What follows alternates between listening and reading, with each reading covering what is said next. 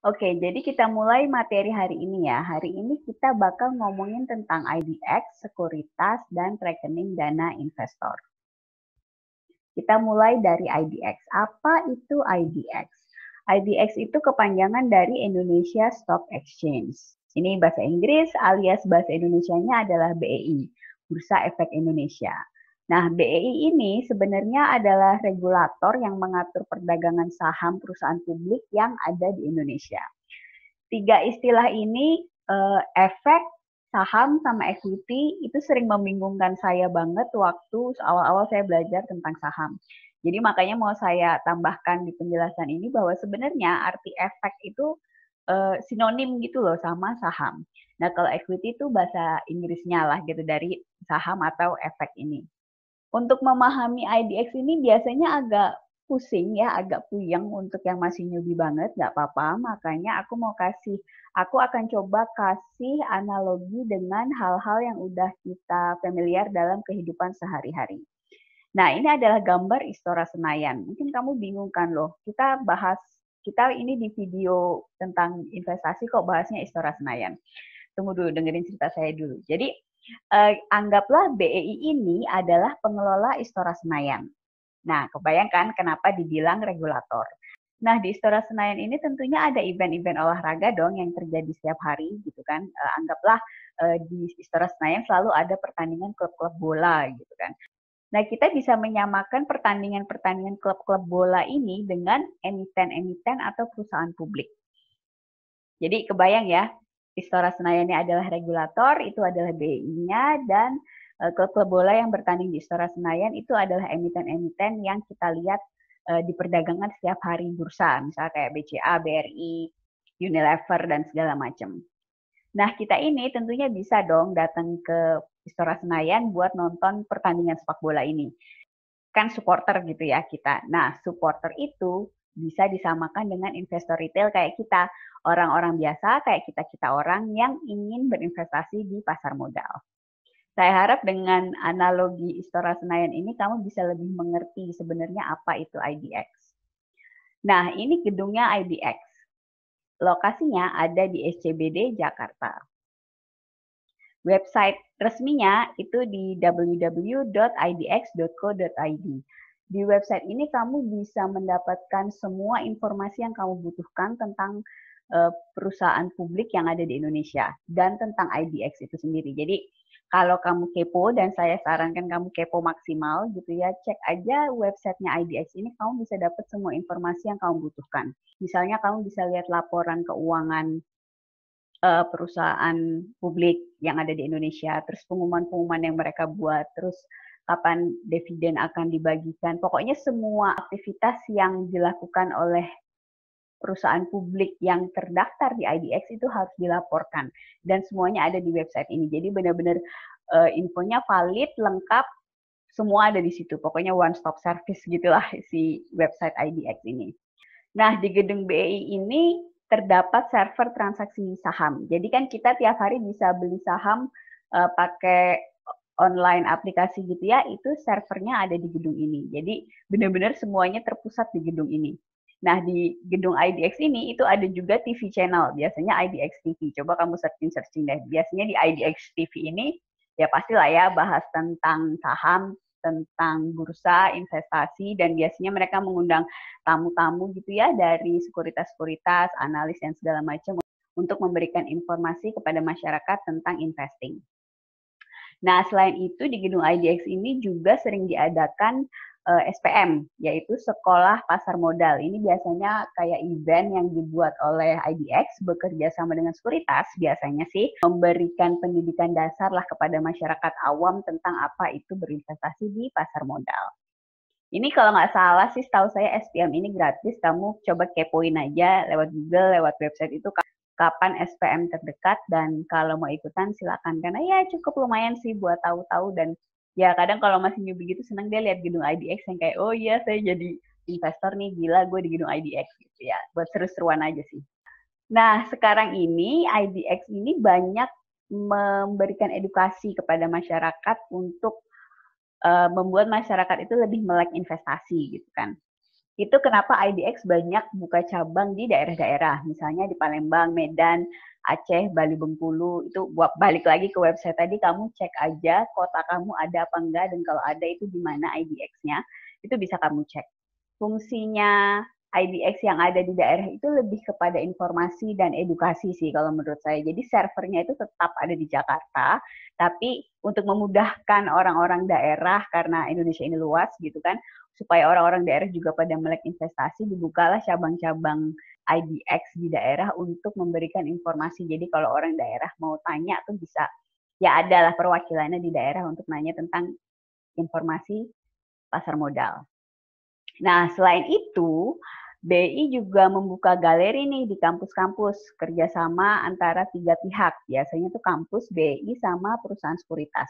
Hal ini dilakukan untuk mengenalkan dunia investasi sejak dini kepada generasi muda. Jadi, karena kerjasama dengan kampus ini kan, hopefully mahasiswa-mahasiswa ini kan pada lulus jadi fresh graduate, lalu mereka kerja. Nah, dengan adanya IDX bekerja sama dengan kampus dan sekuritas di mahasiswa kan aksesnya mudah tuh untuk tanya-tanya, untuk belajar tentang apa itu investasi saham. Diharapkan ketika nanti mereka sudah bekerja, mereka lebih familiar dengan bahwa oh ada loh makhluk yang namanya investasi saham gitu kan. Jadi membangun kesadaran dari awal lah, sehingga diharapkan nanti mahasiswa-mahasiswa yang kemudian bekerja ini akan lebih familiar dengan investasi saham, dan mereka tentunya diharapkan juga berinvestasi di pasar modal Indonesia. Nah, ini udah kan ya bahas tentang IDX. Pertanyaan selanjutnya itu adalah sekuritas. Apa itu sekuritas?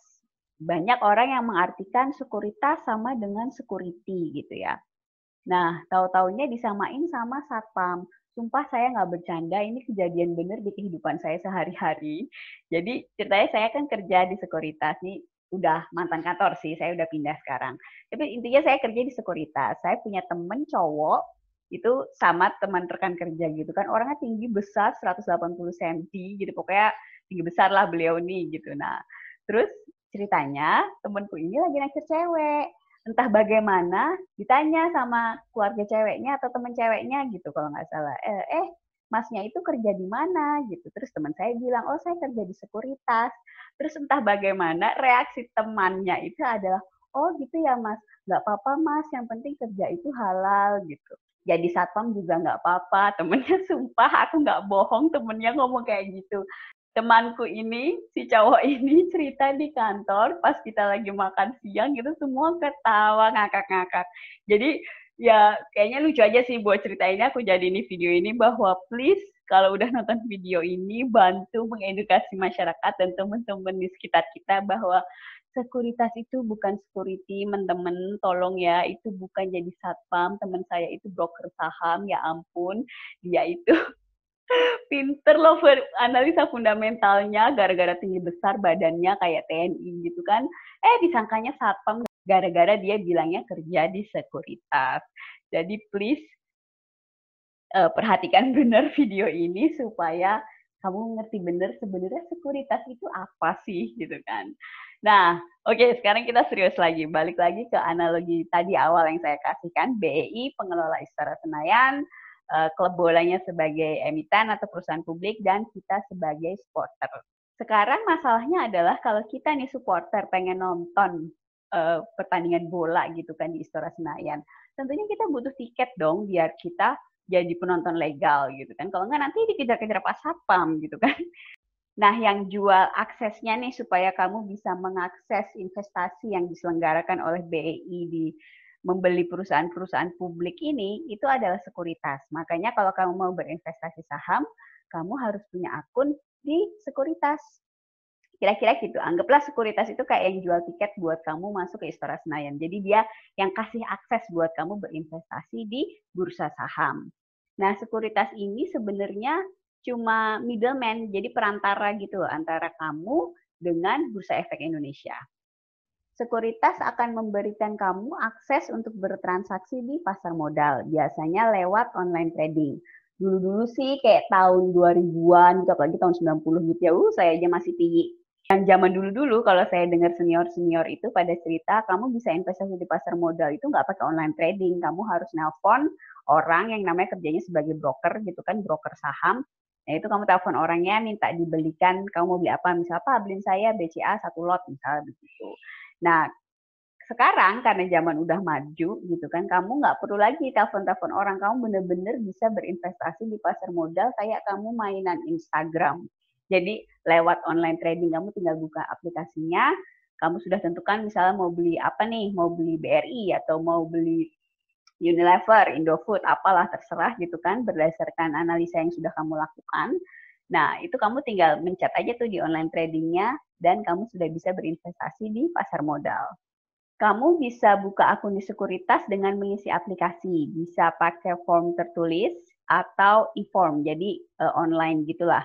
Masing-masing sekuritas punya mekanisme sendiri-sendiri. Sebenarnya proses pendaftaran di kayak sekuritas ini simple sih. Intinya kayak kamu buka rekening di bank aja, buka rekening BCA atau buka rekening Mandiri gitu kan. Bahkan lebih enak lagi sekarang kamu bisa buka rekening sekuritas tanpa harus ke sekuritasnya gitu. Jadi ibaratnya kayak buka rekening bank, tapi kamu nggak harus ke cabang banknya gitu. Asik banget kan? Kamu bisa lakukan semuanya dari handphone. Dan kalau kamu mau misalnya dibantu buka rekening untuk investasi saham, bisa, itu ada Instagram saya kan di video, jadi bisa DM saya, nanti bisa saya bantu. Atau kalau kamu mau pilih sekuritas yang mana juga bebas, karena sebenarnya fungsi sekuritas itu sama gitu ya. Nah, ada ratusan sekuritas di Indonesia, terus terang aja, coba kamu kalau penasaran googling itu, ada ratusan sekuritas di Indonesia, dan semua itu sekuritas itu yang legal harus cantum di websitenya OJK. Makanya itu aku kasih websitenya. Nanti aku taruh juga di box di bawah di description supaya kamu bisa cek sendiri gitu kan. Misalnya kamu lagi ngincar sekuritas tertentu, mau buka akun, dia ini legal apa enggak, nah kamu bisa cek di situ dia ada apa enggak di website itu. Nah, karena sekuritas itu ada ratusan, sumpah ada banyak banget di Indonesia itu, aku sering dapat pertanyaan gitu kan, Mbak, apa bedanya sekuritas yang satu dengan yang lain? Nah, itu bikin aku berpikir bahwa perlu nggak sih aku bikin video selanjutnya gitu kan di minggu-minggu ke depan tentang tips cara memilih sekuritas. Kalau menurut kamu video ini menarik, please komen di bawah. Jadi aku tahu kalau kamu emang tertarik, dan nanti akan aku bikin kontennya di beberapa minggu ke depan. Pastiin juga kamu subscribe gitu kan, dan nyalain loncengnya itu yang ada di YouTube. Jadi kalau nanti aku upload video, kamu nggak ketinggalan. Oke, sekarang kita lanjut bahas tentang RDN. Nah, RDN ini sebenarnya kepanjangan dari rekening dana nasabah. Kadang disebut juga dengan RDI, rekening dana investor. Ini sama sih, cuma kayak beda pengucapan aja gitu, beda istilah. Tapi sebenarnya itu dua hal yang sama. Nah, intinya RDN ini adalah rekening khusus untuk bertransaksi saham di bank-bank yang sudah bekerja sama dengan sekuritas. Bentuknya itu rekening koran. Jadi kamu buka rekening tabungan gitu kan atas nama kamu, khusus untuk berinvestasi saham, tapi nggak ada buku tabungannya dan nggak ada ATM-nya gitu. Nah, RDI ini akan nyambung dengan rekening bank kamu yang ada ATM-nya. Kira-kira begini gitu kan. Kamu bisa tarik uang kamu dari RDI ke rekening kamu menggunakan online trading dari sekuritas masing-masing yang kamu pakai. Jadi simple banget sih, kayak tinggal masukin perintah misalnya tarik uang 100.000 gitu dari RDI ke ATM kamu, itu nanti biasanya sih antara 1 sampai 2 hari tergantung kebijakan sekuritas. Jadi kamu cek sekuritas yang kamu pakai gimana gitu kan. Biasanya ada yang mikir, oh berarti aku perlu ke bank dong nih buka rekening RDI gitu kan kalau aku mau investasi saham. Nah, itu nggak perlu, karena pembuatan RDN ini akan dibantu oleh pihak sekuritas gitu loh. Jadi yang perlu kamu lakukan adalah menghubungi pihak sekuritasnya bahwa kamu mau buka akun, nanti mereka akan bantu. Itu mereka sudah punya berkas untuk pembukaan RDN. Gitu. Jadi nanti semua diatur sama sekuritas, kamu nggak perlu ya ke sekuritas ya ke bank untuk berinvestasi, nggak. Jadi satu pintu aja, kamu tinggal ke sekuritas, detailnya mereka akan atur di belakang gitu loh. Nah, sekuritas ini biasanya sudah bekerja sama dengan bank-bank tertentu untuk pembuatan RDN. Biasanya nanti pihak sekuritasnya ngasih tahu kamu sih, misalnya Pak, untuk RDN-nya kita bekerja sama dengan bank ABCD gitu kan, Bapak atau Ibu mau pilih yang mana untuk RDN-nya. Itu nanti kamu tinggal pilih aja mau pakai yang mana RDN-nya. Fungsinya sama aja sih, nggak ada bedanya. Misalnya mereka kerjasama sama BCA, Mandiri, Panin misalnya gitu. Oh, apakah kalau pakai BCA RDI-nya akan lebih baik atau pakai Panin lebih baik, enggak, itu sama aja fungsinya, cuma kayak beda brand gitulah. Tips dari saya adalah usahakan kalau kamu buka RDN, itu rekening RDN kamu itu sama dengan ATM tabungan kamu. Jadi misalnya RDI-nya pakai BCA, kalau bisa sih ATM kamu juga BCA. Kalau RDI sama ATM kamu itu sama, itu enak. Jadi kalau kamu transfer dana, baik top up dana ke RDN untuk investasi atau tarik dana dari RDN masuk ke ATM kamu nggak akan kena biaya transfer. Kan kalau sekarang tuh biaya transfer beda bank sekitar 6.500 ya gitu per transfer. Jadi pada saat kamu top up uang ke RDI dan tarik uang tuh masing-masing akan kena 6.500 kalau itu beda bank. Jadi misalnya kamu mau buka akun nih di sekuritas untuk investasi saham, tapi sekuritasnya itu tidak bekerja sama dengan bank yang ATM-nya kamu punya gitu loh. Jadi pilihan RDI-nya tuh bank kamu tuh nggak ada bank yang kamu pakai gitu. Itu gimana gitu kan. Nah kalau saya sih menyarankan kamu tetap langsung buka rekeningnya, pilih RDI yang kamu bisa bikin rekeningnya di kemudian hari. Misalnya kamu pilih BCA lah misalnya. Kalau misalnya di daerah kamu, aduh nggak ada kalau Bank Panin adanya BCA, ini misal aja gitu kan. Ya kamu buka RDI-nya, ya udah pilih yang ada aja BCA, walaupun kamu belum punya nih ya sekarang ATM-nya gitu, rekeningnya. Ini kenapa? Supaya kamu tuh nggak menunda-nunda gitu loh untuk mulai berinvestasi. Biasanya kalau, oh ya udah deh saya bikin BCA dulu baru nanti buka rekening saham gitu. Itu sounds good gitu kan, kayaknya bagus banget kayak begitu biar nggak kena biaya admin bla bla bla. Itu benar. Kalau kamu langsung kamu lakukan besoknya kamu ke BCA atau ke bank manapun buka rekening langsung buka ATM terus langsung buka rekening di sekuritas sih nggak apa-apa. Tapi dari pengalaman saya, biasanya kalau kamu tunda begitu, akhirnya besoknya kamu lupa, lusanya kamu lupa lagi, minggu depannya kamu lupa, atau udah sebulan, kamu bahkan belum mulai investasi, lalu kamu juga belum bikin rekening gitu loh. Itu biasanya akhirnya ya dalam jangka panjang sih kamu sendiri yang rugi, karena kan investasi kan buat kamu gitu kan.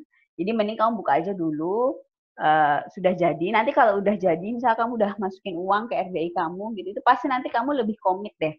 Bakal lebih yang, oh iya ya uang aku udah di sana, aduh sayang nih kena biaya transfer terus, aku ke bank deh untuk bikin ATM yang sama dengan RDI, biar nanti investasi ke depan lebih lancar dan nggak kena biaya transfer. Itu akan, biasanya sih efek psikologisnya akan begitu, daripada kamu menunda-nunda bikin menunda-nunda bikin akun di sekuritas, nanti ATM yang mau kamu bikin itu, rekening tabungannya itu juga akhirnya nggak kebikin juga ya, akhirnya kamu juga nggak kemana-mana sih. Udah 1-2 bulan ya begitu-begitu gitu kan, kan ya kamu sendiri yang rugi. Nah sekarang kenapa sih harus ada RDN gitu kan? Aku mau jelasin sebenarnya fungsi RDN ini apa gitu. Jadi pada saat kamu buka akun di sekuritas, itu sebenarnya ada dua hal yang terjadi di belakang layar. Pada saat kamu buka akun di sekuritas, kamu dibuatkan RDI tadi yang sudah saya jelaskan, rekening dana investor, dan kamu juga akan buka akun di namanya KSEI. Balik lagi, ini semua nanti yang ngurus sekuritas, jadi kamu nggak harus puyeng gitu. Tadi fungsi RDI sudah saya jelaskan kan, bahwa dia memegang dana investasi kamu. Jadi uang kamu itu nggak dipegang di sekuritas gitu. Di sekuritas itu benar-benar nggak pegang harta kamu dalam tanda kutip, gitu. Dia nggak pegang uang kamu, dia nggak pegang saham kamu. Jadi sekuritas itu benar-benar hanya memberikan akses kepada kamu untuk bisa berinvestasi. Uang kamu itu nanti ada di RDI. Nah, kalau kamu sudah beli saham, misalnya kamu udah beli Unilever nih, atau udah beli Indofood nih, gitu. Itu saham kamu ada di mana? Saham kamu itu ada di KSEI, Custodian Central Efek Indonesia. Jadi kalau kan kita bisa punya beberapa akun di sekuritas ya gitu. Misal saya pribadi deh, saya punya 4 akun di 4 sekuritas berbeda. Itu semua aset saya yang ada di 4 sekuritas itu, saham apa saja yang saya punya, itu kalau saya login ke websitenya KSEI itu kelihatan gitu. Jadi Anggi ini dengan ID sekian gitu ya, SID sekian, itu punya aset apa saja, itu akan tercantum di KSEI. Ya ini tadi udah saya jelasin sih bahwa RDI nanti connect gitu kan sama ATM tabungan kamu. Nah, kesimpulannya apa dari penjelasan saya ini, bahwa nanti uang kita ada di RDI dan saham kita ada di KSEI? Kesimpulannya itu adalah berinvestasi di pasar modal Indonesia itu uang kamu aman, saham kamu juga aman.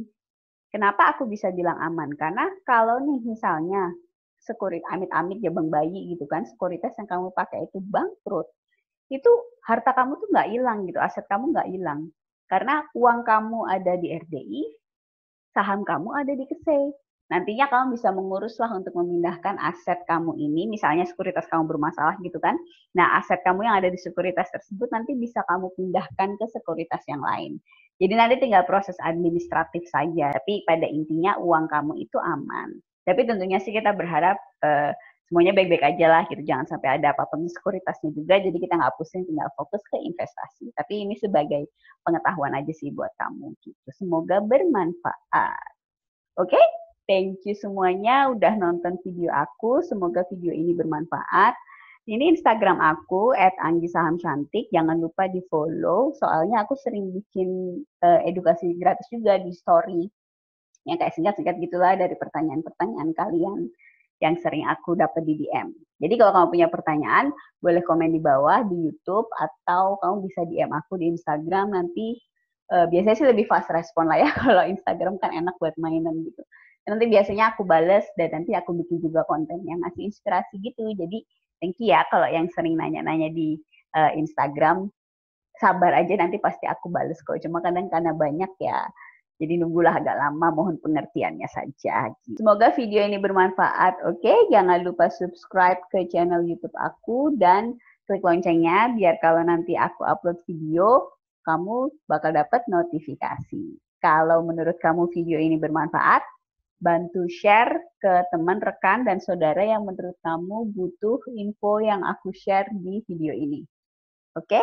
Thank you so much for watching. Sampai jumpa di video selanjutnya. Bye!